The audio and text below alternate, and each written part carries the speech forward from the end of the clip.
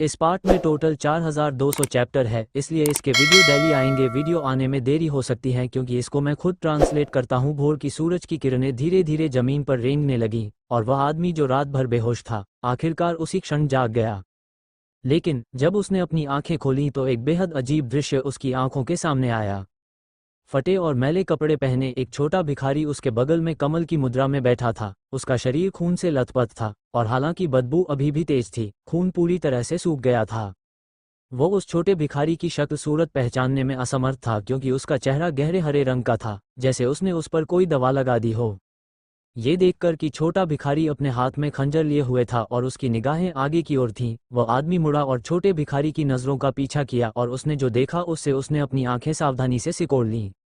3 भेड़ियों के शवों के अलावा, जो छोटे भिखारी के ठीक सामने पहले से ही कठोर हो गए थे, उनसे लगभग 3 मीटर की दूरी पर भारी गुलाम जबड़े वाले लगभग 10 भूरे भेड़िए पिछले पैरों पर बैठे थे और उनकी आंखें भूख से उन्हें देख रही थीं। फैंग जियू ने अपना सिर थोड़ा सा घुमाया। संयोगवश उसकी नज़र उस आदमी से मिली जो कि जो हो रहा था उस पर सदमे और भ्रम दोनों से भरी हुई थी। बाहर देखो, पब फ्यूचर द्वारा विज्ञापन। वह आदमी अचानक सदमे में चिल्लाया। उसकी आंखें भय से फैल गईं जब उसने भूरे भेड़िए को छोटे भिखारी की ओर छलांग लगाते देखा। घबराहट की स्थिति में उसने खड़े होने की कोशिश की, लेकिन उस बड़ी हरकत से उसके पेट का घाव फट गया और वह जमीन पर गिरने से पहले कराहने लगा, जहां उसके घाव से फिर से खून रिसता हुआ देखा जा सकता था। आदमी के चिल्लाने पर फैंग जियू पहले ही पीछे मुड़ गई थी, एक त्वरित चाल में अपने पैरों पर छलांग लगा रही थी क्योंकि उसकी ठंडी निगाहें भूरे भेड़िए पर टिकी थीं। उसने छलांग लगाते हुए भेड़िए को अपनी ओर आते देखा और वह तुरंत झुक गई और एक रोल में गिर गई। उसका खंजर ऊपर हवा में एक चाप में कट रहा था। सिजाक, चीख। खंजर को बुरी ताकत से गहराई तक धकेला गया और इसने भेड़िए के पेट पर एक लंबा गहरा चीरा लगा दिया।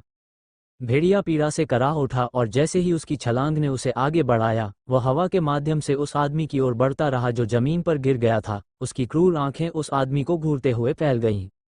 वह जमीन पर गिर गया और आखिरकार उसके शरीर में एक झटका लगा। उसके बड़े जबड़े थोड़ा हिल गए, इससे पहले कि उसकी आखिरी सांस विशाल रोएदार शरीर से निकल जाए। अरोल, बाकी भूरे भेड़िए बेचैन और उत्तेजित हो रहे थे क्योंकि वे अपना सिर ऊपर उठाकर लंबी लंबी चीखें निकाल रहे थे। भेड़ियों ने धरती को नोचना शुरू कर दिया, गले से छोटी छोटी फुसफुसाहट की आवाजें आने लगीं। उनकी भूखी और खून की प्यासी आंखें निराशा में फैंग जियू को घूरती रहीं और उन्होंने लापरवाही से भागने की हिम्मत नहीं की। पब फ्यूचर द्वारा विज्ञापन। फैंग जियू जल्दी से एक ही बार में अपने पैरों पर खड़ी हो गई थी और उसकी ठंडी निगाहें एक बार फिर भूरे भेड़ियों को देख रही थीं। खून की अतृप्त प्यास से भरी एक दुष्ट राक्षसी की तरह हर इंच देखते हुए उसके होंठ सिकुड़ गए और कहा, यदि आप अभी भी यहाँ रहना चुनते हैं तो मैं आप में से हर एक को मार डालूंगा। उसकी बर्फीली नज़र उन पर पड़ी और आखिरकार थोड़ी दूर ढलान पर खड़े बड़े भेड़िए पर जा टिकी, जो भेड़ियों के झुंड का नेता था। अपने सामने तीव्र खतरे की उपस्थिति को तीव्रता से महसूस करते हुए बड़े भेड़िए ने एक पल के लिए फैंग जियू को देखा, फिर अपना सिर उठाकर लंबी चीख निकाली। कुछ ही समय बाद मनुष्यों को बंद करने वाले 10 अजीब भेड़िए उठकर दूर चले गए। वह आदमी अपनी कोहनियों के बल खड़ा हो गया, सदमे और अविश्वास से देखता रहा। उसकी आंखें अंडे की तरह बड़ी हो गईं, उसका चेहरा आश्चर्य से जम गया। फैंग जियू ने अपने खंजर को दूर रखने से पहले भेड़िए के फर पर उसे साफ कर दिया। जब उसने मुड़कर उस आदमी के हाव भाव को देखा तो वह उदासीनता से हंसी और बोली, अच्छा हुआ तुम जाग गए। तुम अब और सो जाओ और मैं चली जाऊंगी। वह किनारे चली गई और पानी पीने के लिए अपना बांस का कनस्तर निकालकर बैठ गई। पूरी रात 10 से अधिक भेड़ियों को घूरने के बाद उसका मन अत्यधिक तनावग्रस्त हो गया था और उसे एक पल भी आराम नहीं मिला। जिस क्षण उसने अपनी सतर्कता छोड़ी और जरा सी चूक की, उस स्थिति में भेड़ियों द्वारा उन्हें टुकड़े टुकड़े कर दिया जा सकता था। कौन? तुम कौन हो? हो सकता है कि वह पहले फैंग जियू की दुष्टता से भयभीत हो गया हो और वह आदमी अब बोलते समय हकला रहा हो। तुम्हें इसकी परवाह क्यों है कि मैं कौन हूं? फिर मैं कौन हूं? जिस क्षण ये शब्द उस आदमी के दिमाग से निकले, अचानक फैंग जियू भ्रमित हो गया। क्या तुमने अपने सिर पर इतनी जोर से प्रहार किया, तुम्हें यह भी याद नहीं कि तुम कौन हो? जैसे ही वह बोल रही थी, उसे अचानक कुछ याद आया और उसने उस आदमी के सिर के पिछले हिस्से को महसूस करने के लिए अपना हाथ बढ़ाया। जैसा कि अपेक्षित था, वहां एक बड़ी गांठ फूल गई थी। वह आदमी अपने ऊपर झुके हुए हरे चेहरे वाले छोटे भिखारी को घूरता रहा और जब तक उसने छोटे भिखारी की आवाज नहीं सुनी तब तक उसे होश नहीं आया था। जब आप गिरे तो आपका सिर चट्टानों से टकराया होगा। खून का थक्का आपकी नसों पर दबाव डाल रहा होगा और मैं अनुमान लगा रहा हूं कि आपकी भूलने की बीमारी केवल अस्थायी है और थक्का साफ होने के बाद आप ठीक हो जाएंगे। वह हाथ झाड़ते हुए उठ खड़ी हुई और बोली, ठीक है, चून कि तुम जाग रहे हो तो मैं चलती हूँ।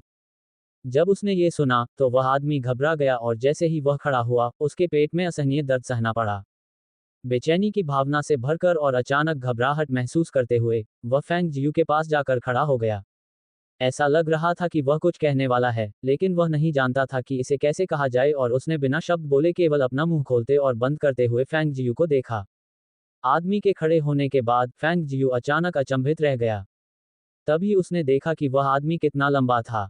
वह उसकी तुलना में आधा सिर लंबा था, उसकी त्वचा अच्छी तरह से सांवली और कांस्य रंग की थी। शारीरिक बनावट उस चाचा की तुलना में थोड़ा अधिक मांसल प्रतीत होता था। उस समय उसके शरीर को ढकने वाले कपड़ों का सेट थोड़ा तंग और अच्छी तरह से फैला हुआ था। उसकी बाहों पर उभरी हुई मांसपेशियां ऐसी लग रही थी जैसे वे किसी भी समय कपड़े को फाड़ देंगी। उसने अपनी आंखें घुमाई और अपने पीछे आ रहे आदमी को देखकर पूछा, तुम क्या कर रहे हो? उसने बिना सोचे समझे उस आदमी को बचा लिया था और उसे नहीं पता था कि इससे उसके लिए इतनी मुसीबत खड़ी हो जाएगी। नहीं कर सकते। क्या मैं आपका अनुसरण नहीं कर सकता? उस आदमी ने उसकी ओर देखा, उसकी आंखें बेचैनी से भर गईं। मुझे कुछ भी याद नहीं आ रहा और मैं सिर्फ तुम्हें जानता हूं। फेंग जियू अचानक अवाक रह गया। ये शब्द उसे कुछ परिचित लग रहे थे। इसके करीब की बात तो उन्होंने खुद ही कही थी जब उन्होंने उस वक्त उस अंकल के साथ रहने का फैसला कर लिया था।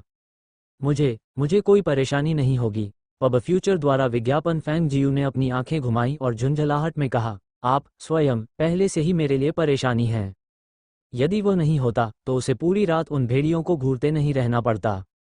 अपने कौशल और गति के साथ, भले ही वह उनसे लड़ने में सक्षम न हो, लेकिन उसे भागने में कोई समस्या नहीं होगी। जब उसने कोई उत्तर नहीं सुना, तो उसने उसकी ओर देखने के लिए अपनी आंखें उठाईं और उस एक नजर ने उसे चौंका दिया था। आप जैसा बड़ा आदमी किस लिए रो रहा है? जब इतना बड़ा और सुगठित आदमी उसकी आंखों के सामने आंसुओं से भरी हुई लाल आंखों से रो रहा हो, हर इंच एक छोटी बहू की तरह दिख रहा हो जिसे धमकाया गया हो, तो वह चौंकने के अलावा और क्या कर सकती थी? आपने मुझे फॉलो नहीं करने दिया। उस आदमी ने उसे पूरी तरह व्यथित होकर देखा। मुझे नहीं पता कि कहाँ जाना है और मेरे पास लौटने के लिए कहीं भी नहीं है, और आपने मुझे अपने पीछे आने की अनुमति नहीं दी। फेंग जियू ने उसके माथे पर अपनी हथेली थपथपाई और अवाक होकर आकाश की ओर देखने लगी। उसने सचमुच खुद को ऐसी मुसीबत में फंसा लिया था जिससे इस बार छुटकारा पाना आसान नहीं था। क्या ये प्रतिशोध था? उसने खुद को किसी पर थोप दिया था और अब कोई उसके साथ वही कर रहा था। वह नदी के पास चली गई और पानी भरने के लिए अपने बांस के कनस्तर को बाहर निकाला, जबकि उसने भेड़िए के खून से सने कपड़ों की ऊपरी परत को हटा दिया और उसे दूर फेंक दिया। वो उस जगह से चलने की तैयारी कर रही थी जब उसने देखा कि वह आदमी अभी भी बेवकूफ़ी से वहीं खड़ा है। ऐसा लग रहा है जैसे वह उसका पीछा करना चाहता है लेकिन उसकी हिम्मत नहीं कर रहा है और बस उसे घूर रहा है। उसने एक भारी आह भरी और कहा, तुम अभी भी वहां क्यों खड़े हो? चलो चलें। ओह, वह आदमी एक पल के लिए आश्चर्यचकित हुआ, फिर वह खुशी से मुस्कुराया और सहमति में सिर हिलाया, तेजी से आगे बढ़ने के लिए कदम उठाया। हालांकि दर्द सहते समय उसके पेट पर एक हाथ रखा हुआ था। वे दोनों ढलान पर चले और जंगल में गहरे चले गए।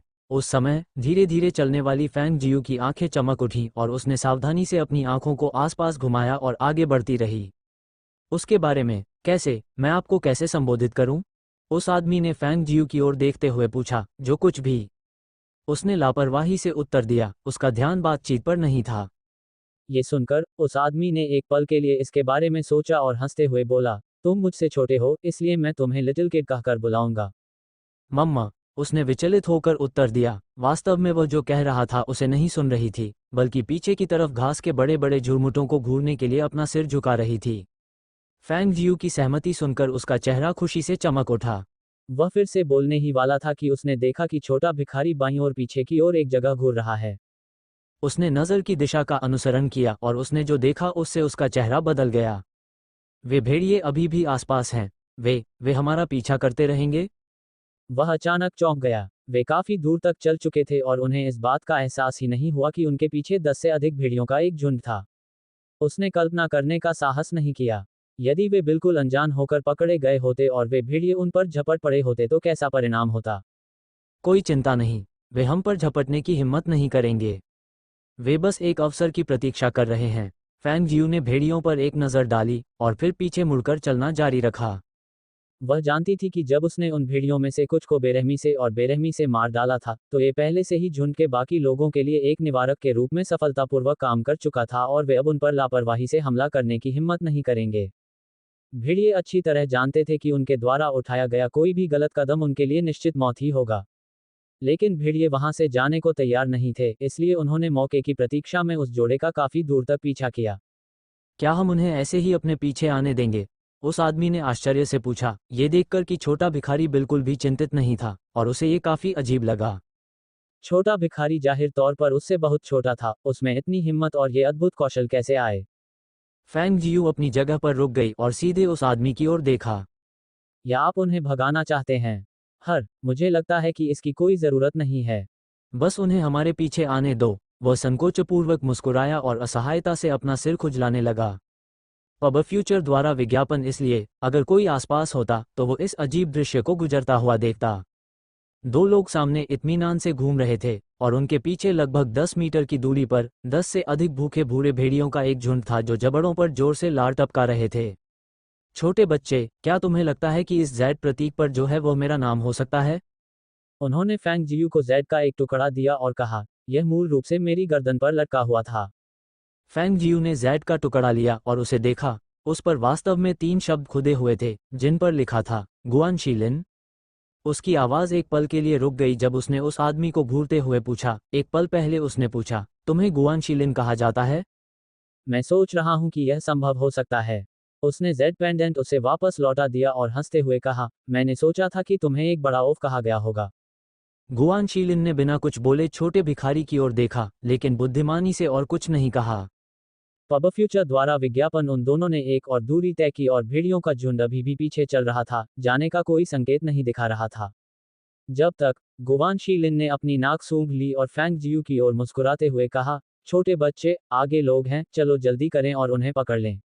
अगर वे लोग हमें उनका पीछा करने की अनुमति देते हैं, तो वे भेड़िए हमारे पीछे आ रहे हैं, फिर कभी हम पर हमला करने की हिम्मत नहीं करेगा।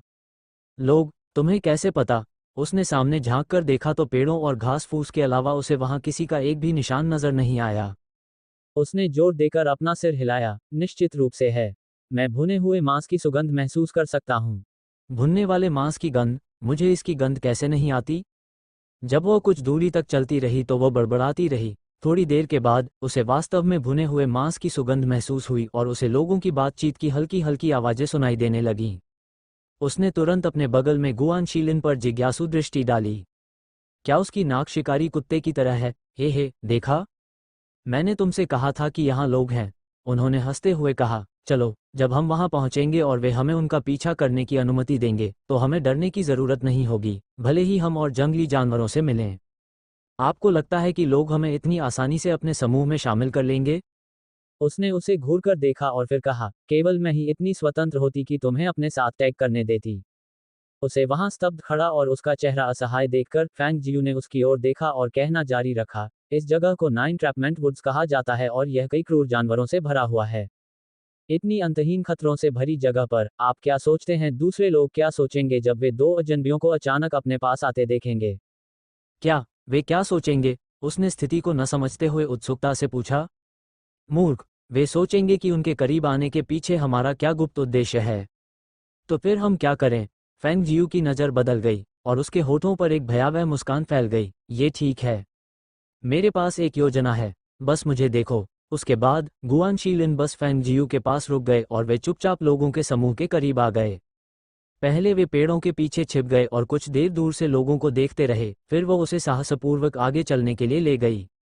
उसने सोचा था कि छोटा भिखारी उन दोनों को अपने साथ लाने के लिए कोई योजना सोच रहा था, और उसने यह उम्मीद नहीं की थी कि वह बच्चा उसे किनारे के लोगों के समूह के बीच से गुजरने के लिए प्रेरित करेगा।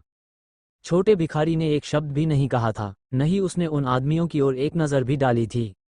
लेकिन वे लोग तुरंत सतर्क हो गए जब उन्होंने उन 2 व्यक्तियों को देखा जो अचानक सामने आए थे। नेता ने सावधानी बरतने से पहले एक पल के लिए सावधानी से उनका आकलन किया। चूंकि दोनों व्यक्तियों की साधना उच्च स्तर की नहीं थी, इसलिए उन्हें कोई खतरा नहीं हुआ। लेकिन उसी क्षण उसने अपने आदिवासियों को आश्चर्य से चिल्लाते हुए सुना, थर्ड लॉर्ड, ये भेड़ियों का एक झुंड है। उस चिल्लाहट के कारण वे 30-40 आदमी जो आराम से बैठे हुए थे, अचानक सचेत होकर उठ खड़े हुए। यह वही क्षण था जब फैंग जियू, जो पहले से ही कुछ दूर आगे निकल चुका था, उस आदमी की चीख सुनकर सदमे में चिल्लाया। क्या? भेड़ियों का झुंड? कहाँ? कहाँ? वह घबराकर चिल्लाई जैसे ही उसने गुआन शीलिन को पुरुषों की तरफ बैकपीडल पर खींच लिया। पब फ्यूचर द्वारा विज्ञापन, तुम दोनों कौन हो? क्या तुम दोनों ने भेड़ियों के झुंड को यहाँ फुसलाया था? एक अधेड़ उम्र का आदमी गुस्से से उन्हें घूरते हुए चिल्लाया। वह कैसे संभव है? उसने उन्हें घूरकर देखा और कहा, वे भेड़िए हैं, बिल्ली के बच्चे नहीं। हम उन्हें यहाँ अपने पीछे कैसे आने के लिए मजबूर कर सकते हैं? इसके अलावा, अगर हमें पहले पता होता कि भेड़िए हमारे पीछे आ रहे हैं, तो हम अपनी जान बचाकर भागते। हम ऐसा क्यों करते? हम अभी भी इतने इत्मीनान से चल रहे हैं। बूढ़े छठे, ज्यादा उतावले मत बनो। इस समय अपना बचाव रखना हमारा विशेषाधिकार होना चाहिए। लोगों के नेता ने कठोर स्वर में कहा। वह क्रूर भूरे भेड़ियों का एक पूरा झुंड है और वे बेहद तेज और फुर्तीले हैं। हर कोई सावधान रहे। फैंग जियू ने पुरुषों की पूरी टीम को व्यवस्थित रूप से एक सुरक्षात्मक घेरा बनाते हुए देखा, जिसमें बीच में कई युवा और कमजोर युवा, दोनों लड़के और लड़कियां थीं। उसने पुरुषों की टीम के करीब जाने के लिए गुआन शीलिन को खींचा, लेकिन वे सिर्फ बाहरी किनारों पर ही रह गए और सुरक्षात्मक रिंग में प्रवेश नहीं किया। फिर भी रिंग के अंदर से एक युवा लड़की ने उन्हें बुरी तरह घूर कर देखा। तुम गंदे छोटे भिखारी हो, बेहतर होगा कि तुम मुझसे दूर ही रहो। पब फ्यूचर द्वारा विज्ञापन, चचेरे भाई, अशिष्ट मत बनो। एक युवा लड़के ने लड़की के बिगड़ल और असभ्य व्यवहार पर थोड़ा अप्रसन्न होकर उसे डांटा। उन्होंने फैंग जियू और गुआन शीलिन की ओर देखा और धीरे से कहा, ये देखते हुए कि आप दोनों के पास उच्च खेती नहीं है, बेहतर होगा कि आप सुरक्षात्मक घेरे के अंदर खड़े रहें। गार्ड के साथ मेरे परिवार में मेरे चाचा और बुजुर्ग अत्यधिक कुशल हैं, और एक केवल 10 भेड़ियों का झुंड हमारे लिए बहुत बड़ा खतरा नहीं होगा। हा हा हा, ये सही है। बस ये कुछ भेड़िए हमारे लिए खुद को थोड़ा आगे बढ़ाने के लिए बिल्कुल सही होंगे। युवक की बातें सुनकर चौड़ी छाती वाला और भारी भरकम आदमी अपने हाथों में शक्तिशाली कुल्हाड़ी घुमाते हुए जोर से हंसा। इस शक्तिशाली कुल्हाड़ी का बस एक झटका उनमें से एक को मार गिराने में सक्षम होगा। जब उसने ये शब्द सुने, तो उस आदमी के नेता ने अपना सिर हिलाया और कहा, स्टील बुल, हमें लापरवाह नहीं होना चाहिए और हर समय दुश्मन को कम नहीं आंकना चाहिए। सतर्क रहें। अगर वे हम पर छलांग लगाएंगे तो हम उन भेड़ियों से लड़ेंगे। उद्धरण चिन्ह, उद्धरण चिन्ह। हाँ हाँ हाँ। वह हट्टा कट्टा आदमी हंसते हुए मान गया और उसने बहुत दूर से भेड़ियों को घूर कर देखा। उस घूर कर वह एक बार फिर हंसा और बोला, थर्ड लॉर्ड, उन भेड़ियों को देखो। वे हमारे पास आने की हिम्मत भी नहीं करते। हा हा हा हा, वे मुझे देखकर डर गए होंगे।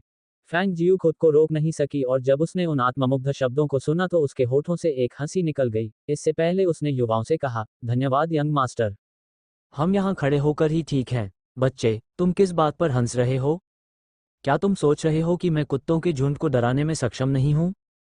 उस मोटे आदमी की भौहें चिंताजनक रूप से झुक गईं, उसका चेहरा नाराजगी से भर गया जब उसने फैंग जियू को देखा।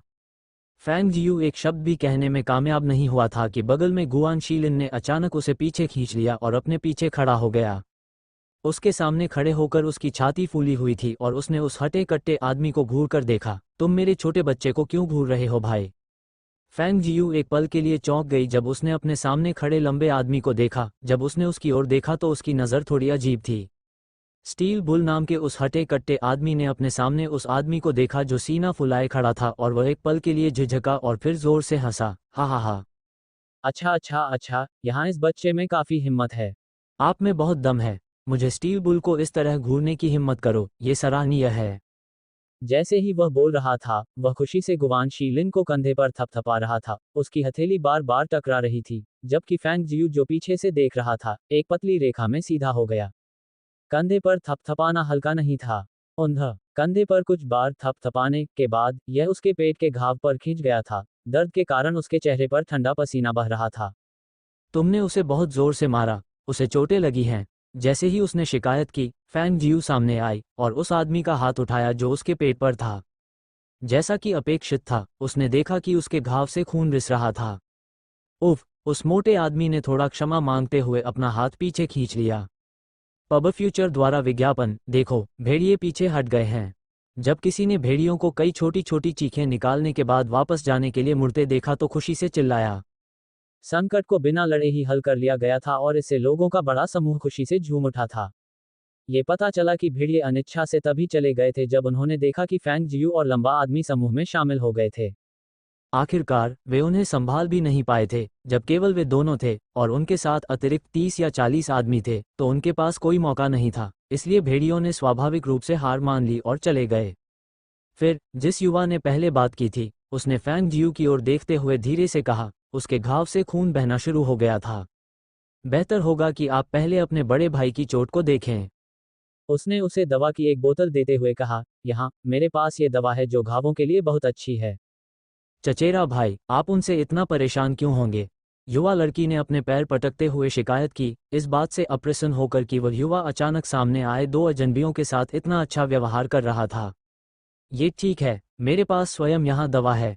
फैंग जियू ने गुआन शीलिन को पेट से पट्टियां हटाने और दवा दोबारा लगाने से पहले धीरे धीरे एक पेड़ के नीचे बैठने में मदद करते हुए कहा। चल दर। एक बार फिर पट्टियां सुरक्षित करने के बाद उसने उसे ऊपर उठाने में मदद करते हुए कहा। गुआन शीलिन ने एक पल के लिए झिझकते हुए अपना सिर हिलाया और कहा, ओह, और अपने रास्ते पर चलते रहने के लिए फैंग जियू का अनुसरण किया। दो लोगों को बिना कुछ कहे चले जाते देख, वह अधेड़ उम्र का आदमी, जो अभी भी काफी चिंतित महसूस कर रहा था, आखिरकार उनके खिलाफ अपनी सतर्कता ढीली कर दी। लेकिन उसने उन्हें रुकने के लिए नहीं कहा, क्योंकि जो चीजें वे यहाँ इस यात्रा पर करने जा रहे थे, वह नहीं होनी चाहिए थी। उनके साथ कोई बाहरी व्यक्ति। कुछ दूरी तक चलने के बाद गुआन शीलिन अभी भी हैरान महसूस कर रहा था और उसने पूछा, छोटे बच्चे, क्या हम ये पूछने के लिए सहमत हुए कि क्या वे हमें अपने साथ यात्रा करने देंगे? हम बिना पूछे ही क्यों चले गए? फैंग जियू के मुंह से फॉक्सटेल घास का एक ब्लेड लटक रहा था, उसके कदम लापरवाह और कितना आश्चर्यजनक संयोग है। वह धीरे धीरे अपने आप में बुदबुदाती रही, उसकी आंखों में ठंडी नजर आ रही थी। क्लाउडी मून सिटी यहाँ से काफी दूर थी और अगर वे जल्दी भी पहुंचते तो भी इसमें कुछ दिनों की यात्रा लगती। वह यहाँ इतनी दूर क्यों आएगी? और यहाँ तक कि मुरोंग यी हुआन भी? उसकी नज़र कुछ देर के लिए मुरोंग यी हुआन पर टिकी रही। जाहिर है उसने इस बात पर ध्यान नहीं दिया था कि वह फैंग क्विंग अब वही फैंग क्विंग नहीं थी। उस क्षण वह अचानक उत्सुक हो गई। क्या पुरुष लोगों को केवल उनके चेहरे से ही पहचानते हैं? उसकी नज़र उस जोड़े पर अधिक समय तक नहीं टिकी क्योंकि उसे जल्द ही पता चला कि उसके आसपास और दूर तक कई लोगों की टीमें जंगल की ओर जा रही थीं।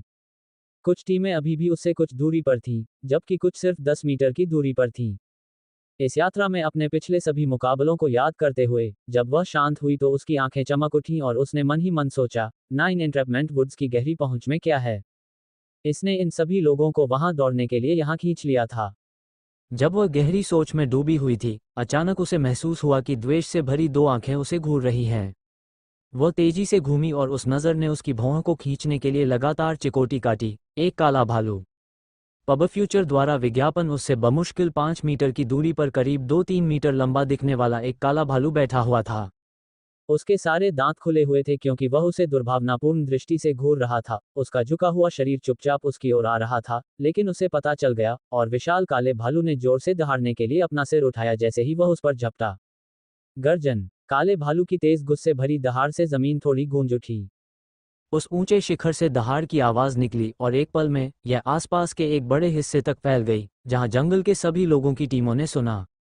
इतने विशाल काले भालू का सामना करते हुए फैंग जियू को इसके साथ युद्ध में अपनी जीत की संभावना नहीं दिखी और उसने मौके का फायदा उठाते हुए एक नीची स्थिति में गिर गई और जैसे ही काले भालू ने छलांग लगाई, वह अपनी रहस्यमय शक्तियों को बुलाते हुए एक तरफ खिसक गई। उसने बचने के लिए तेजी से पहाड़ की तलहटी की ओर बढ़ने के लिए अपनी अपरंपरागत गतिविधियों का इस्तेमाल किया। दहाड़ दहाड़। विशाल काले भालू की झपकी से उसे हवा के अलावा कुछ नहीं मिला और उसने 2 बार और दहाड़ने के लिए अपना सिर उठाया। इसका विशाल शरीर घूम गया और आवेशित हो गया। अचानक फैंग जियू का भयंकर पीछा करते हुए बेहद तेजी से आगे बढ़ने लगा। अरे, वहां एक और भी है। तेजी से पहाड़ की तलहटी की ओर बढ़ते हुए फैंग जियू ने एक और भूरे भालू को देखा जो बाहर की ओर घिरा हुआ था और खुद को रोक नहीं सका, लेकिन शाप दिया, ये कितना बुरा दिन साबित हो रहा है। उसकी आंखें तेजी से घूम गईं, भागने का रास्ता तलाशने लगीं।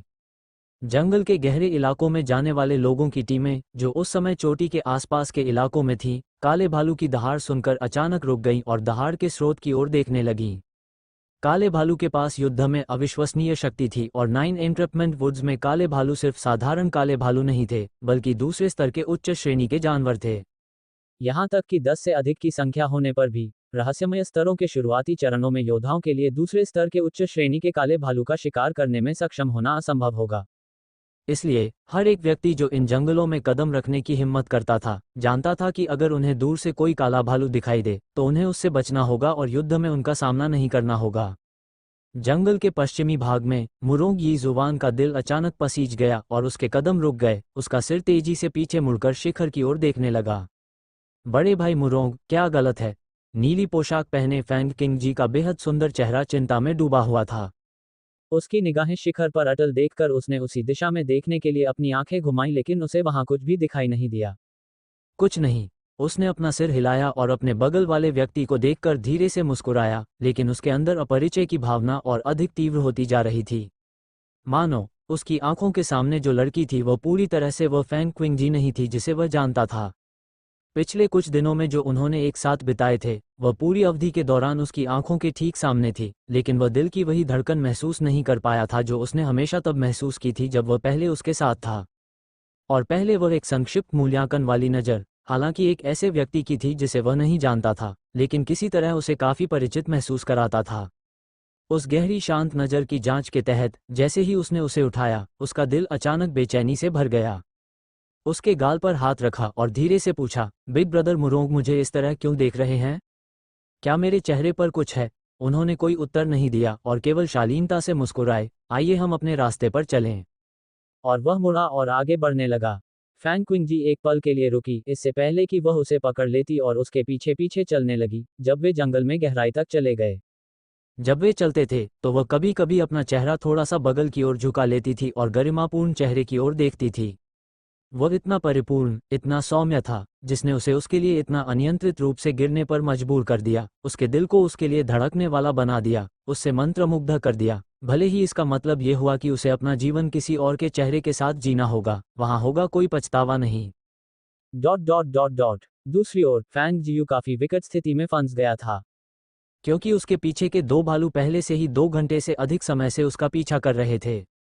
उसने शुरू में सोचा था कि वह उन्हें आसानी से झटक देगी, लेकिन दोनों भालू जिस गति से दौड़ने में सक्षम थे वह अप्रत्याशित रूप से तेज थी, और भागते समय वह अपने पैरों के नीचे गूंज और कभी कभी तेज दहाड़ महसूस कर पा रही थी। पीछे से उसे जरा भी धीमी नहीं होने दी। वह अपनी गति कम नहीं कर सकती थी, लेकिन बिना रुके उस गति से दौड़ने में देवता भी टिक नहीं पाते। अर्घ, मेरा पीछा करना पहले से ही बंद करो। यदि तुम मुझे पागल करोगे तो मैं वास्तव में मेरे पास मौजूद हर चीज के साथ तुमसे लड़ूंगा। वह अपना सिर पीछे झुकाकर चिल्लाई। उसकी गति कम नहीं हो रही थी, लेकिन वह पहले से ही बहुत हल्की हौंफ रही थी। पब फ्यूचर द्वारा विज्ञापन, उसने केवल जादुई जड़ी बूटियों का एक गुच्छा उठाया था। क्या इसके लिए उन्हें 2 घंटे से अधिक समय तक उसका पीछा करने की जरूरत थी?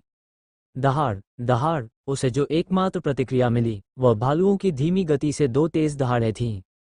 उसने अपने सामने एक घना और मजबूत पेड़ देखा और अपने पैरों को तेज करने से पहले उसने हौंफते हुए पीछे की ओर देखने के लिए अपना सिर घुमाया।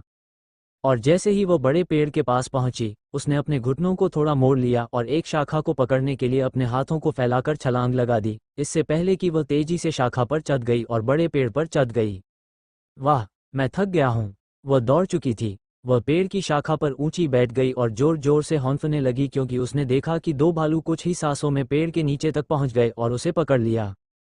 फिर भालुओं ने ऊपर चढ़ने के लिए अपने चारों पंजों का उपयोग करने का प्रयास किया। सौभाग्य से उसने जो पेड़ चुना वह न केवल मजबूत था, बल्कि उसकी छाल चिकनी और फिसलन भरी थी, जिससे उस पर चढ़ना मुश्किल हो गया। बम। जैसा कि अपेक्षित था, भालू में से एक, जो जमीन से लगभग 1 मीटर ऊपर चढ़ गया था, हवा में लहराते हुए अपने 4 पंजे जमीन पर गिर गया और फैंग जियू खुद को रोक नहीं सकी, लेकिन ये दृश्य देखकर हंस पड़ी। लेकिन जादुई तना किस तरह का प्रभाव डालता है? जड़ी बूटियां वास्तव में हैं? यह आप दोनों को इतनी देर तक लगातार मेरा पीछा करने के लिए क्यों मजबूर करेगा? उसने उसे देखने के लिए अपने कॉस्मॉस बोरे से पहले चुनी हुई जड़ी बूटी का तना निकाला, और चूंकि उसने इसे पहले कभी नहीं देखा था, इसलिए उसने ऐसा नहीं किया। जानिए इसका किस तरह का उपयोग था। दहाड़ दहाड़। पेड़ के नीचे मौजूद दो भालू उसे जादुई जड़ी बूटी का तना निकालते देख तुरंत फिर से जोर जोर से दहाड़ने लगे। पेड़ पर चढ़ने में असमर्थ दोनों भालुओं ने अपनी ताकत मिलकर पेड़ को हिला दिया। ऐसा लग रहा था जैसे वे उसे पेड़ से हिलाने के बारे में सोच रहे हों। पेड़ जोर से हिल गया, जिससे वह लगभग गिरने ही वाली थी। उसने एक हाथ से पेड़ को पकड़ लिया और नीचे चिल्लाई, क्या तुम पहले से ही इससे थक चुके हो? इस जादुई जड़ी बूटी को मुझसे दूर ले जाने के बारे में सोच रहे हो? तुम इसके बारे में भूल सकते हो। दहाड़ दहाड़ दहाड़ दहाड़। दोनों भालू क्रोधित हो गए और उनकी क्रोधित दहाड़ें लगातार सुनाई दे रही थीं, जिससे पेड़ इतनी बुरी तरह हिल गया कि फैंग जियू को लगा कि वह अब वहां नहीं रह सकती।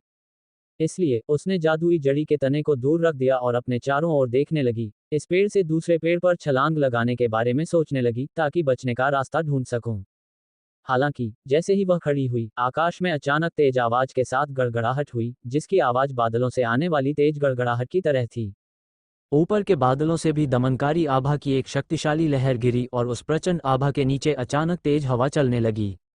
हवा के झोंके इतने तेज थे कि जंगल के पेड़ हिल रहे थे और जमीन पर गिरे हुए पत्ते तेज लहरों के साथ हवा में ऊपर उछल रहे थे। वू वू अरह, गर्जन, वू। जंगल में विभिन्न जानवरों की डरावनी आवाजें गूंज रही थीं। पूरे जंगल में जानवरों के रोने की एक बेसुरी स्वर लहरियां गूंज रही थीं। उसी क्षण फैंग जियू ने देखा कि पेड़ के नीचे दो विशाल भालू अचानक कांपते हुए ढेर में जमीन पर गिर पड़े, सभी डर के मारे सिकुड़ गए। Dot dot dot. हवा में भारी दमन के हर कण को महसूस करते हुए फैंग जियू आकाश की ओर देखने के लिए अपना सिर उठाया। तभी उसने देखा कि पूरा आकाश मेघपुंज बादलों से ढका हुआ था, जो भयंकर आग की लपटों से जगमगा रहे थे। और धधकते उग्र रंग के बादल इकट्ठे हो गए और धीरे धीरे आकार लेते हुए एक मंत्रमुग्ध कर देने वाले फायर फीनिक्स में बदल गए, जिसके पंख पूरी तरह से फैल गए थे। ये देखने में एक शानदार दृश्य था और इतना सुंदर कि इसे देखने के लिए अनगिनत आंखें एकटक हो गईं। Dot dot. तभी आसमान में हुई इस अजीब घटना से देश के कई हिस्सों में हंगामा मच गया। सन ग्लोरी कंट्री के आसपास के लगभग सभी देशों ने ऊपर आसमान में इस घटना को देखा था और हर जगह के शक्तिशाली प्रतिपादक अचानक इस दृश्य से अत्यधिक उत्साहित हो गए थे। स्वर्ग में अभिव्यक्ति, यह एक पवित्र जानवर के जन्म का संकेत है। धधकती आग के बादल, फीनिक्स की छवि। मेरे स्वर्ग, ये प्राचीन पवित्र जानवर अग्नि फीनिक्स है। जल्दी करो। आसपास के विभिन्न देशों के प्रतिपादक सदमे से उबरने के बाद अत्यधिक उत्साहित हो गए और खुशी खुशी सन ग्लोरी कंट्री के 9 एंट्रैपमेंट वुड्स की ओर चल पड़े। कुछ उड़ने वाली तलवारों पर सवार थे, जबकि कुछ अपने उड़ने वाले जानवरों पर सवार थे, और कुछ ऐसे भी थे जो जादुई वस्तुओं का इस्तेमाल करते थे जिससे वे एक दिन में हजारों मील की यात्रा कर सकते थे। उन सभी का केवल एक ही लक्ष्य था, और वह था प्राचीन पवित्र जानवर को पकड़ना जो नश्वर क्षेत्र में उतर आया था। कुछ अभी भी उतने शक्तिशाली कृषक नहीं हैं, जो अत्यधिक कुशल प्रतिपादकों के साथ प्रतिस्पर्धा करने में सक्षम नहीं थे। वे केवल ये देख सकते थे कि प्रतिपादक सन ग्लोरी कंट्री के 9 एंट्रैपमेंट वुड्स की ओर बढ़ रहे हैं और आह भरते हुए कहते हैं, सोचने के लिए कि इतनी नीच जगह जैसी 9वीं कक्षा के सन ग्लोरी कंट्री में एक प्राचीन पवित्र जानवर दिखाई देगा, कोई भी इसकी उम्मीद नहीं कर सकता था। पब फ्यूचर द्वारा विज्ञापन। मुझे सचमुच आश्चर्य है कि वह पवित्र जानवर किस प्रकार के व्यक्ति के संपर्क में आया होगा। सभी सबसे शक्तिशाली प्रतिपादक वहां पहुंचे थे। छोटा सन ग्लोरी देश अन्य सभी के खिलाफ अपनी रक्षा करने और पवित्र जानवर को अपने पास रखने में सक्षम नहीं होगा। मुझे लगता है कि पवित्र जानवर अन्य देशों के किसी व्यक्ति के हाथों में पड़ जाएगा। हे, यह मामला नहीं हो सकता है। कौन नहीं जानता कि जब इस तरह के प्राचीन पवित्र जानवर की बात आती है तो नियति एक बड़ी भूमिका निभाती है। मुझे लगता है कि तथ्य यह है कि प्राचीन पवित्र जानवर के उग्र बादल सूर्य महिमा के ऊपर प्रकट हुए थे। देश का अर्थ यह है कि वहां अत्यंत भाग्यशाली भाग्य वाला व्यक्ति है। ये भी सच है। आखिरकार जब प्राचीन ग्रीन ड्रैगन उतरा, तो क्या ये वही बात नहीं थी जब हर जगह से प्रतिपादक तुरंत वहां पहुंचे थे। अंत में उनमें से एक भी उसे देखने में कामयाब नहीं हुआ। पवित्र जानवर। अब जब आपने इसका उल्लेख किया है तो यह वास्तव में अजीब है।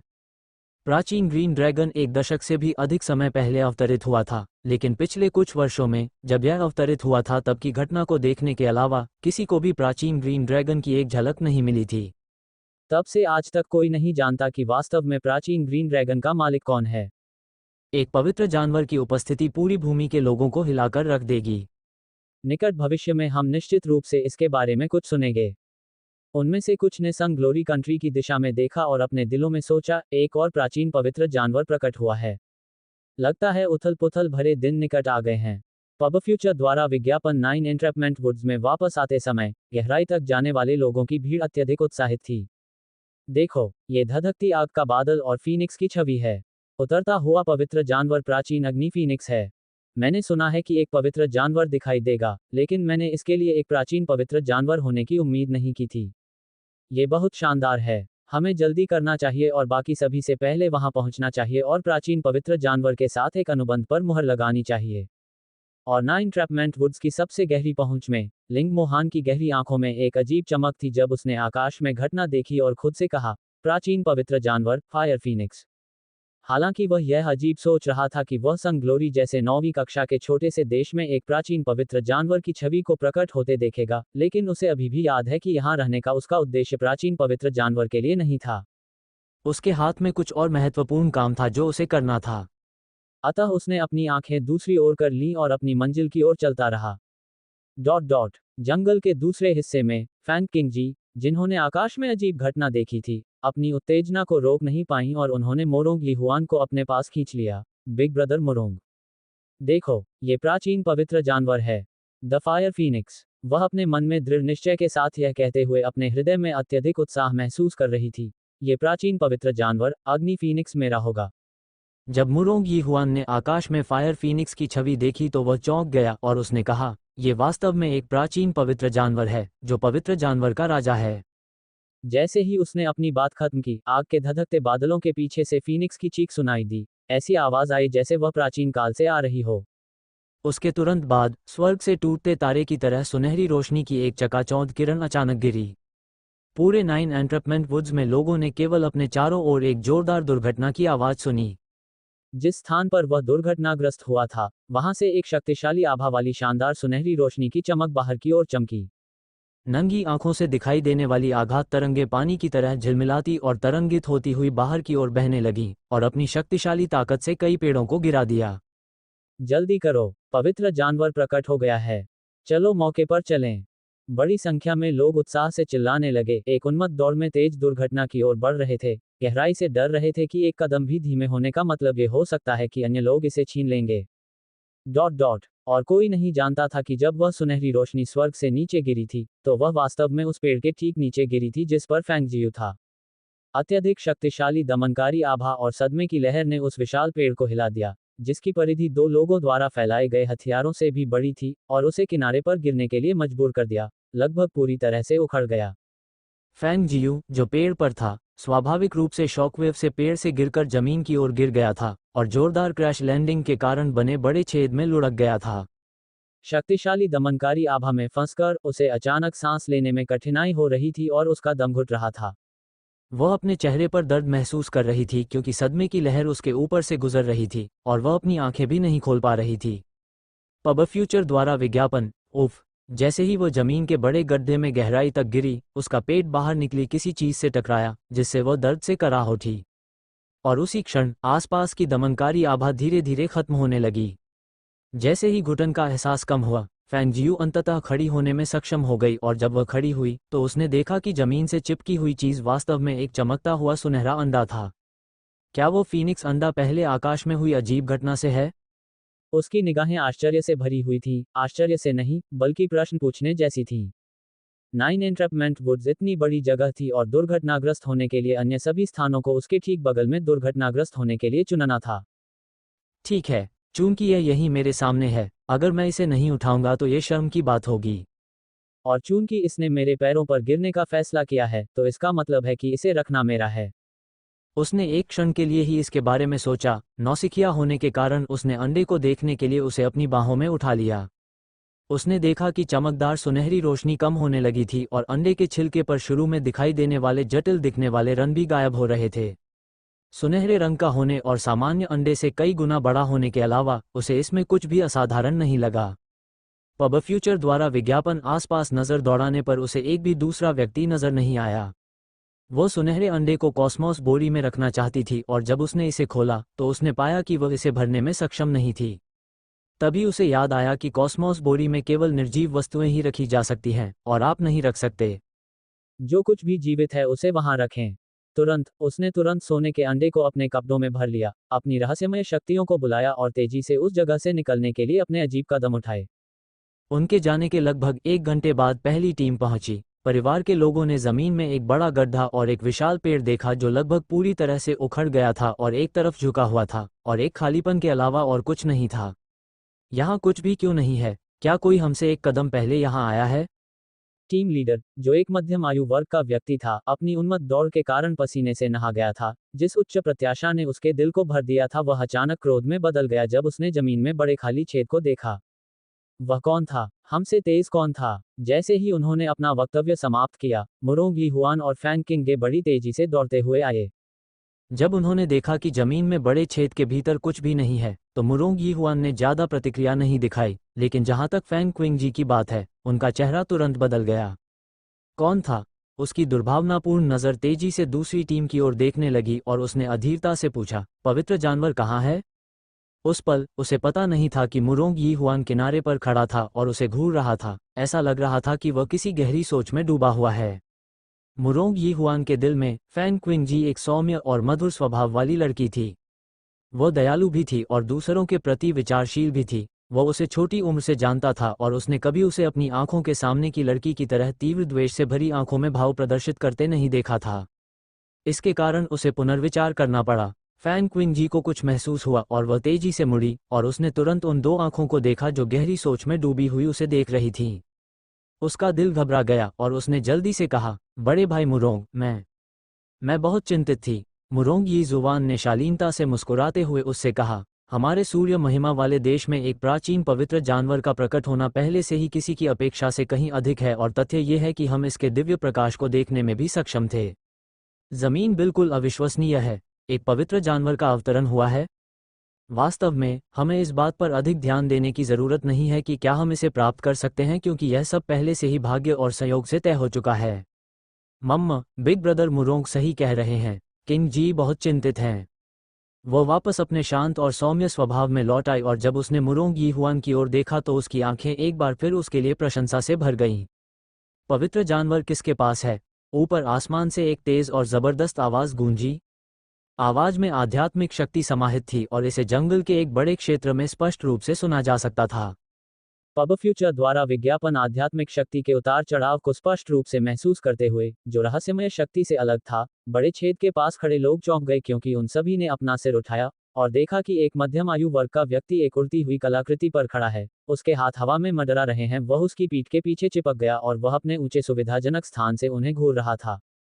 प्रतिपादक का विस्मय तुरंत भड़क गया और नीचे मौजूद लोगों पर छा गया। नीचे के लोगों को महसूस हुआ कि एक मोटी और भारी उपस्थिति अचानक उन पर पहाड़ की तरह दब रही है, जैसे कोई बड़ी चट्टान छाती पर गिर गई हो, जिससे उन्हें सांस लेने में कठिनाई हो रही हो।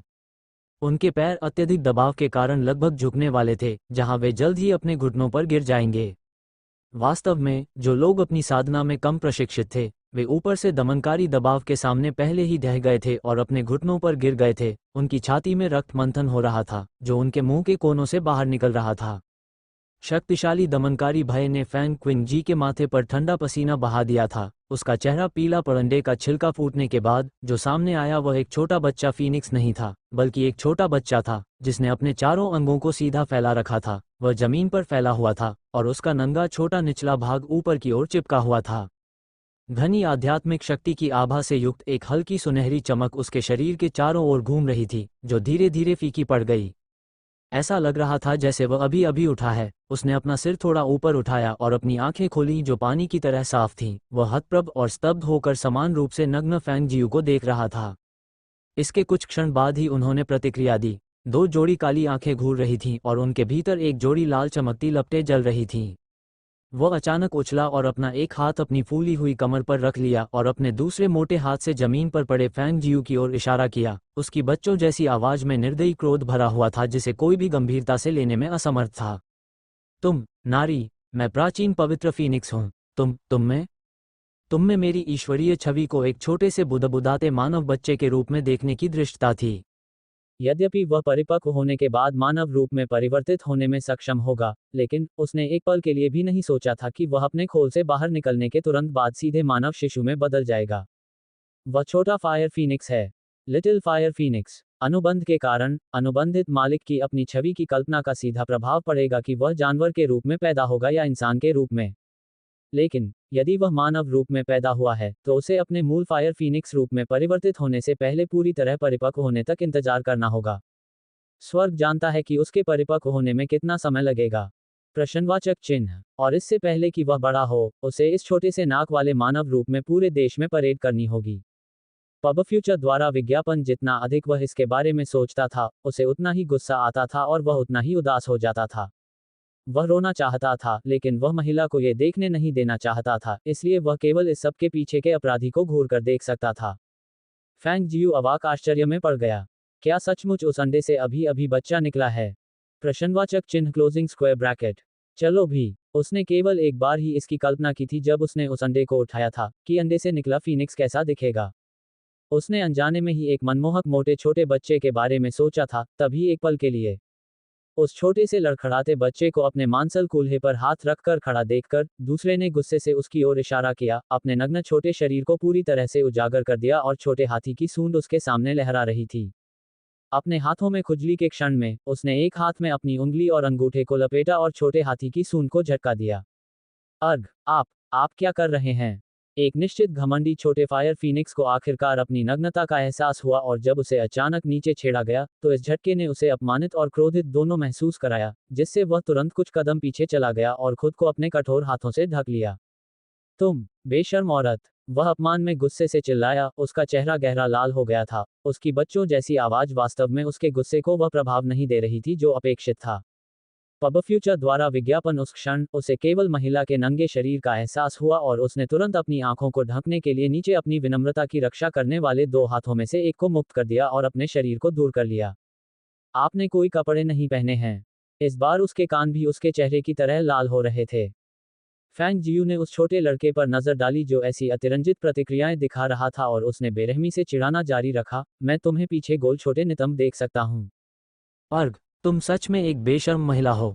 बेशर्म, बेशर्म।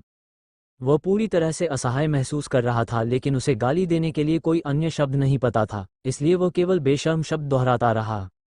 फैंग जियू को गुदगुदी महसूस हो रही थी और वह जोर से हंसने के अलावा खुद को नहीं रोक सकी। उसी समय उसने खुद को नीचे देखा और अचानक महसूस किया कि उसके पूरे शरीर पर जो घाव थे वे पूरी तरह से ठीक हो गए हैं। उसकी गहरी आंखें जिज्ञासा के साथ चमक उठीं और उसकी निगाहें थोड़ी सी घूम गईं, सोच समझकर छोटे फायर फीनिक्स की ओर देखने लगी, जिसने अपने हाथों की स्थिति बदलकर अपने छोटे नितंबों को ढंक लिया था। क्या यह इस छोटे आदमी की वजह से था? उसने अपनी छाती के चारों ओर सुरक्षित रूप से बांधने के लिए कॉस्मोस बोरी से कपड़े की कुछ पट्टियां निकाली और फिर अपने ऊपर डालने के लिए पुरुषों के कपड़ों का एक सूट निकाला। बेल्ट पहनने के बाद उसने अपना हाथ पालने में बढ़ाया और बिल्कुल नग्न छोटे साथी को ऊपर उठाया। अर्घ, क्या यह महिला क्या करने की सोच रही है? अपने आप को अचानक ऊपर उठाए जाते हुए देखकर वह सदमे में चिल्लाया, उसके दोनों हाथ नीचे ढके हुए थे और वह सावधानी से महिला को घूर रहा था। कौन जानता था, लेकिन फैंग ने कॉस्मोस बोरी से कपड़ों का एक सेट निकाला और अपने खंजर से उसे बदल दिया, इसे थोड़ा सा और छोटे साथी के छोटे शरीर पर सरका दिया। ऐसा करो, जब हम बाहर निकलेंगे तब हम तुम्हें अंडरगारमेंट्स के रूप में एक छोटा सा लाल बिब देंगे। उसने सिकुड़ी आंखों से कहा और उसने उसके मांसल नितंबों पर एक हल्की सी थपकी दे दी। ये हो चुका है। उसने उसे घुमाया और उसके क्रोधित चेहरे को देखा, उसे ये काफी मनोरंजक लगा। मेरे जैसा सम्मानित व्यक्ति कभी भी ऐसा कुछ नहीं पहनेगा। उसने मुंह बनाते हुए कहा, उसे उस महिला पर काफी गुस्सा आ रहा था जो उसके शरीर के साथ बेशर्मी भरी छूट ले रही थी। मैंने सोचा था कि अंडे से फूटने के बाद एक फीनिक्स निकलेगा, न कि कोई छोटा सा बड़बड़ाता हुआ बच्चा। क्या आप तब अपने मूल फीनिक्स रूप में परिवर्तित हो पाएंगे? फिर उसने उत्सुकता से पूछा। काश उसने इसे ना पाला होता। इसके उल्लेख पर गर्वित छोटा फायर फीनिक्स उचित क्रोध में उड़ गया। तुम्हारे पास अभी भी इसे ऊपर उठाने का साहस है? एक अत्यधिक पूजनीय प्राचीन पवित्र जानवर के रूप में ये तथ्य कि मैं एक इंसान के रूप में पैदा हुआ हूँ पूरी तरह से तुम्हारी गलती है। पब फ्यूचर द्वारा विज्ञापन फैंग जियू ने सचेत रूप से अपनी नाक रगड़ी। मुझे कैसे पता चलेगा कि एक पल की जंगली कल्पना इस तरह सच हो जाएगी?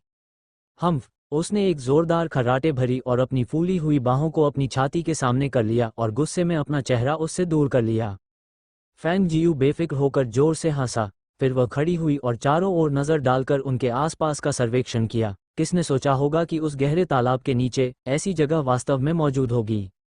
जब उसे उस जबरदस्त भंवर की शक्ति याद आई जिसने उसे यहाँ खींच लिया था, तो उसकी भौहें तन गईं।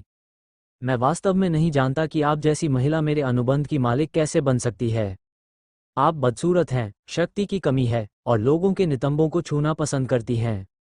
आप सिर्फ एक कामुक महिला हैं। उस समय छोटे फीनिक्स की बाहों में अंडे के छिलके थे और वह बड़बड़ाते हुए उन्हें कुरकुरे ढंग से चबा रहा था, कभी कभी फैंग जियू पर घृणा भरी नजर भी डाल रहा था। फैंग जियू उसके लगातार बड़बड़ाने पर हंस रही थी और उसने अपना हाथ बढ़ाकर उसके माथे पर झटका देते हुए कहा, छोटे दोस्त, अगर तुम इच्छुक हो तो कोई बात नहीं, लेकिन तुम पहले से ही मेरे हो, इसलिए तुम बस मेरे साथ रहो। पर अब, जैसे ही वो बोली, उसकी आंखें हैरानी से उसकी ओर देखने लगी। एक और बात, क्या तुम सच में इतने भूखे हो? क्या वे अंडे के छिलके भी खाने योग्य हैं? पब फ्यूचर द्वारा विज्ञापन। छोटे फायर फीनिक्स ने उसकी ओर अपनी आंखें घुमाईं और उसे पूरी तरह से अनदेखा करते हुए गर्व से अपना सिर घुमा लिया। उसके अंडे के छिलके बहुत बढ़िया चीज थे और उन्हें खाने से न केवल उसकी शक्तियां बढ़ेंगी बल्कि वे उसके शरीर को बढ़िया पोषण भी प्रदान करेंगे। वह औरत कुछ नहीं जानती और सिर्फ मूर्ख है। ठीक है, चलो चलो देखते हैं कि इस जगह में किस तरह की अद्भुत चीजें छिपी हुई हैं जो हमें यहाँ खींचने के लिए इतनी जबरदस्त ताकत दे सकती हैं। फैंग जियू ने आगे बढ़ने के लिए अपना पैर उठाते हुए कहा। ये देखा जा सकता है कि यह कई वर्षों से परित्यक्त एक छिपा हुआ महल था और कौन जानता था कि इतना गुप्त महल इतने गहरे कुंड के नीचे क्यों डूब जाएगा।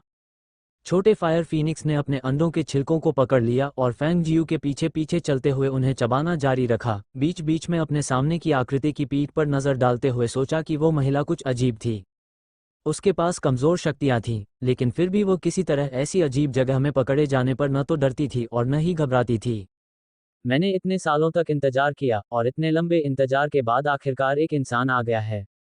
स्वर्ग ने मेरा साथ नहीं छोड़ा है, हार नहीं मानी है। हा हा हा हा।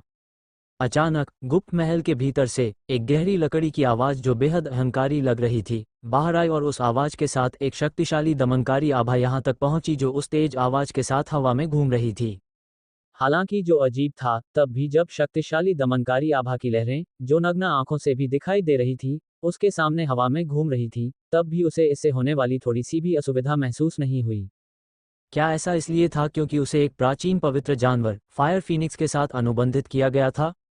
जब यह विचार उसके मन में आया तो वह खुद को रोक नहीं सकी और पीछे मुड़कर अपने पीछे अंडे के छिलकों को कुरकुरे कर रहे उस छोटे से बच्चे पर नजर डालने लगी। और मन ही मन सोचा, छोटे पिप्सक्यूब को बिल्कुल भी ऐसा नहीं लग रहा था कि वह इतना उपयोगी होगा। तुम फिर से मेरे दिव्य स्वरूप को क्यों घूर रहे हो? प्रश्नवाचक चिन्होद्धरण चिन्ह। छोटे साथी ने उसे घूरते हुए पूछा। फैंग जियू मुस्कुराए और अचानक अपना हाथ बढ़ाकर छोटी आकृति के गुलाबी और मांसल गालों पर चुटकी लेते हुए बोली, मैं तुम्हें और अधिक पसंद करने लगी हूँ, मुझे क्या करना चाहिए? उन शब्दों को सुनकर छोटे फायर फीनिक्स की आंखें आश्चर्य से चौड़ी हो गईं, उसका चेहरा अपनी उत्कृष्ट विशेषताओं के साथ चमकदार लाल हो गया। उसने गुस्से को सामने लाने की बहुत कोशिश की, लेकिन उसकी आंखें कुछ शर्मीली थीं, उसके चेहरे पर शर्म और अजीबता का मिश्रण था। तुम यह मत सोचो कि ये बातें कहने मात्र से मेरा दिव्य आत्मा तुम्हें एक अलग नज़र से देखेगा। तुम सिर्फ मूर्ख हो, मेरा दिव्य आत्मा तुम्हें कभी पसंद नहीं करेगा। और एक बात और, करो इतना मार्मिक मत बनो, ये बहुत अशोभनीय है और एक महिला को जैसा करना चाहिए वैसा नहीं है। वो जो कहना चाहता था उसे पूरा करने के बाद उसने उसकी ओर देखने से इनकार करते हुए गर्व से अपनी आंखें घुमा लीं।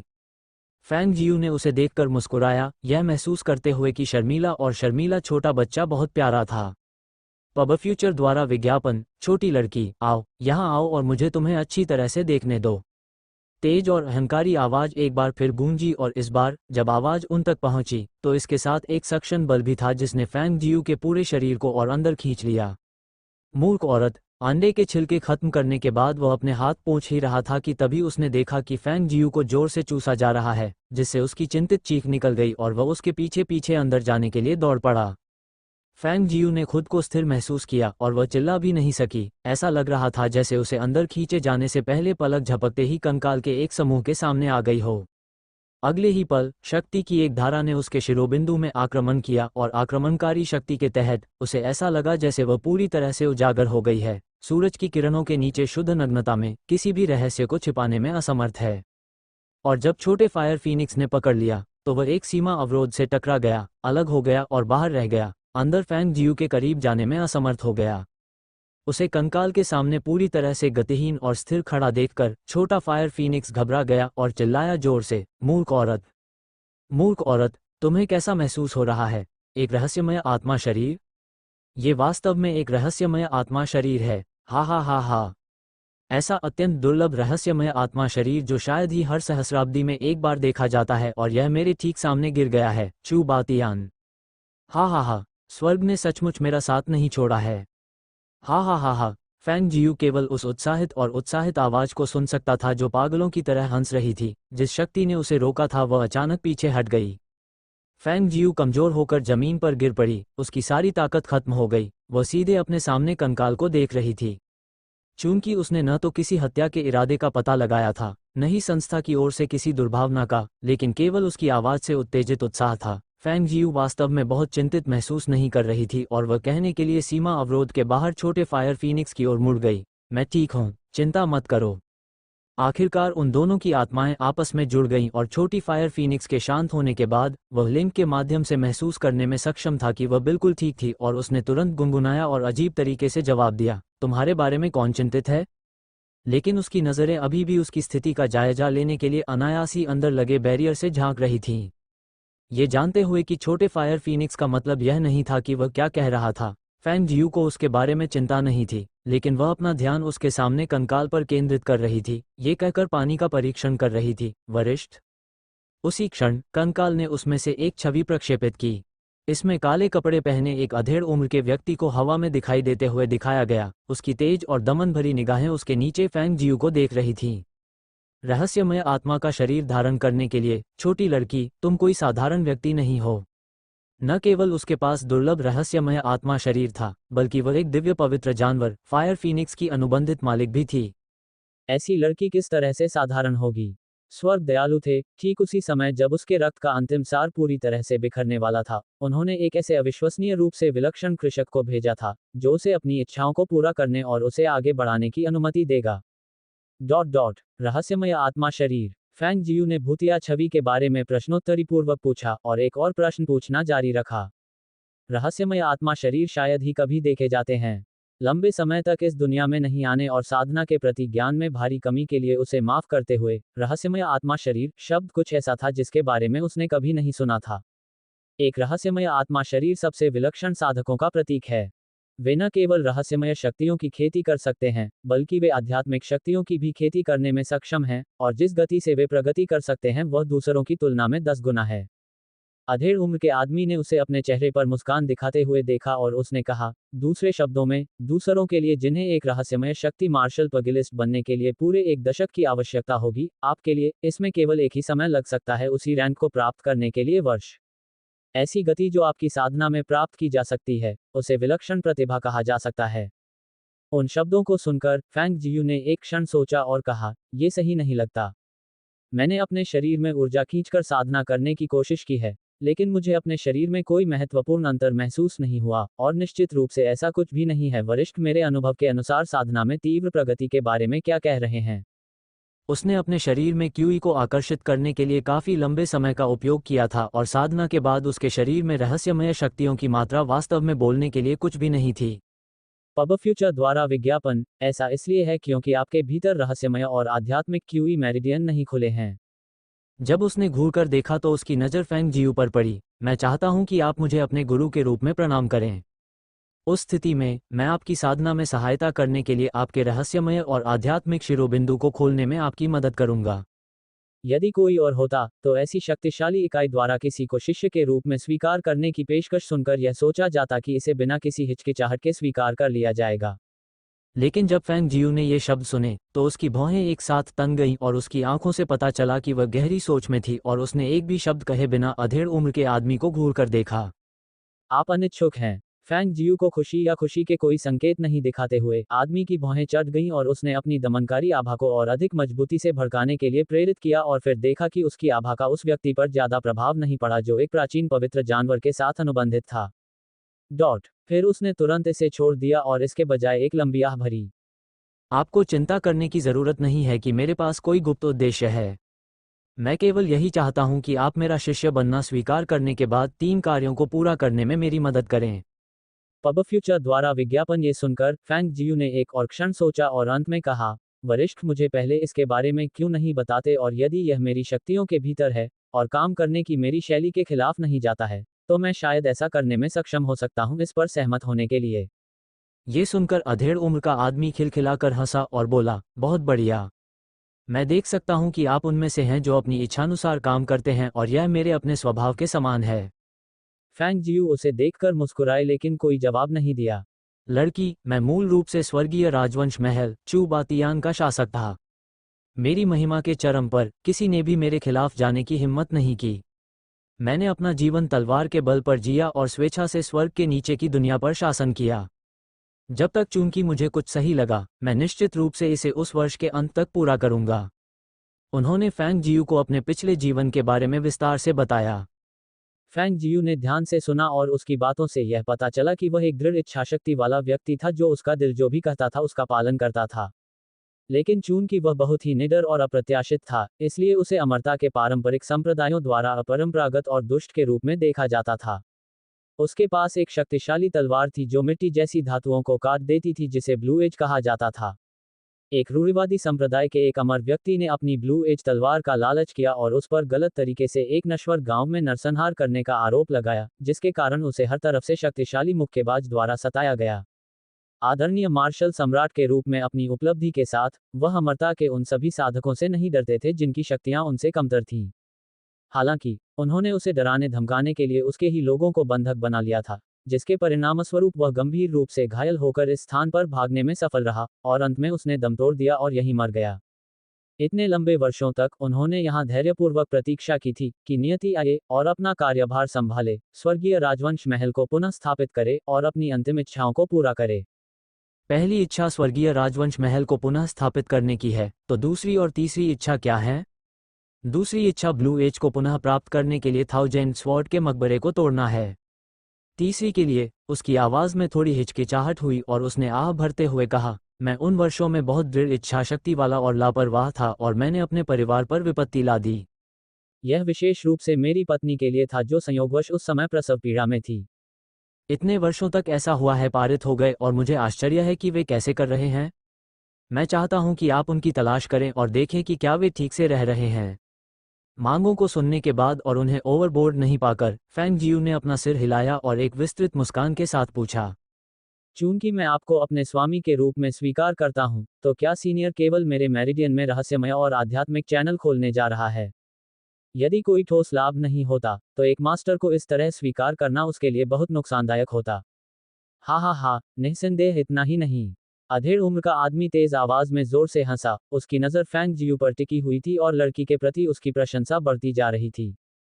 ये सुनने के बाद फैंग जियू ने और अधिक कुछ नहीं कहा, लेकिन बस घुटने टेक दिए और अपने गुरु की स्वीकृति में झुकते हुए कहा, मेरे श्रद्धेय गुरु, कृपया अपने शिष्य फैंग जियू के प्रणाम के प्रस्ताव को स्वीकार करें।